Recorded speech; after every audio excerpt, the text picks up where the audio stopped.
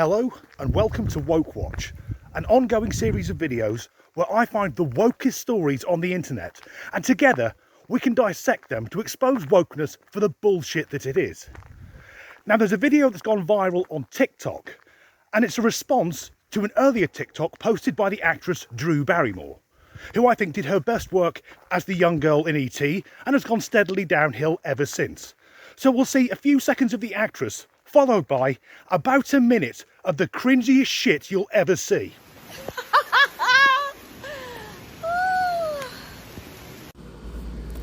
You and I both know that you are capable of enjoying the rain and frolicking freely without filming it and then posting it to TikTok. Now, you've just co-signed, okay? You've just co-signed at least 3 million, 8.5 by 11 front and back people who just go out of their way to disrespect and dismiss the boundaries that Black creators have set. And now you're one of those people. So I guess my question would be, why?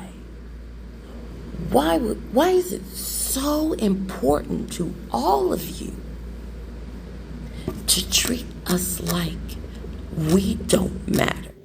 This is a near perfect definition of wokeness. Taking a problem that doesn't exist and trying to make it seem important. So that a person or persons can score victimhood points and they'll then use that victimhood to attack someone else. The issue here, according to the content creator, and I use that term very loosely, is that because some African Americans, particularly African American men, have posted videos to TikTok of them enjoying the rain, it means that anyone, the same colour as Drew Barrymore or myself, who happens to enjoy being outside when a certain type of weather is occurring, is guilty of white supremacy. Yes, if you're Caucasian and you're outside when it's raining, you're automatically a racist. So firstly, I'm British, I know all about the rain. And secondly, if we define racism as judging someone based solely on the colour of their skin, then how have the comments from this woke woman about Drew Barrymore managed to be anything other than straight up racism? And I know there are stupid woke bastards who'll say, well actually people of colour can't be racist, but that's bullshit. It's a fucking excuse. Once again, using victimhood to become the aggressor. As I'm a white guy, I'm aware I have to be careful on this subject. But it sounds like the woke content creator is alleging that when there's a bit of drizzle in the air, secretly I want to grab my lynching rope and a gallon of paraffin so I can set fire to some crucifixes. That's as ridiculous as me thinking, oh, it's a bit windy today, I'll blame that on the Jews. So what I'm going to do now is play wokeness at its own game. Because many of the eternally offended, the keyboard warriors of the Order of the Knights of QWERTY, they're always banging on about cultural appropriation. The idiotic idea that if you borrow someone else's culture or part of someone else's culture, that is the same as stealing from that culture. Ready? In 1952, the actor and dancer Gene Kelly starred in a hit musical Singing in the Rain, which was then parodied brilliantly in the 1970s by the greatest comedy double act of all time, Morecambe and Wise. But that means for 70 years, Caucasian people have enjoyed frolicking in the rain. And that also means that anyone who isn't Caucasian, who also enjoys the aforementioned frolicking, is guilty of cultural appropriation and is therefore a fucking racist. How daft does that sound? That your ability to enjoy water falling out of the sky should be dependent on the colour of your skin. Of course it doesn't matter if someone's an African tribesman or a 47-year-old actress who, to be blunt, was the roughest one in Charlie's Angels. That film was released 22 years ago, and for me, the hottest actress isn't Cameron Diaz, although I wouldn't kick her out of bed.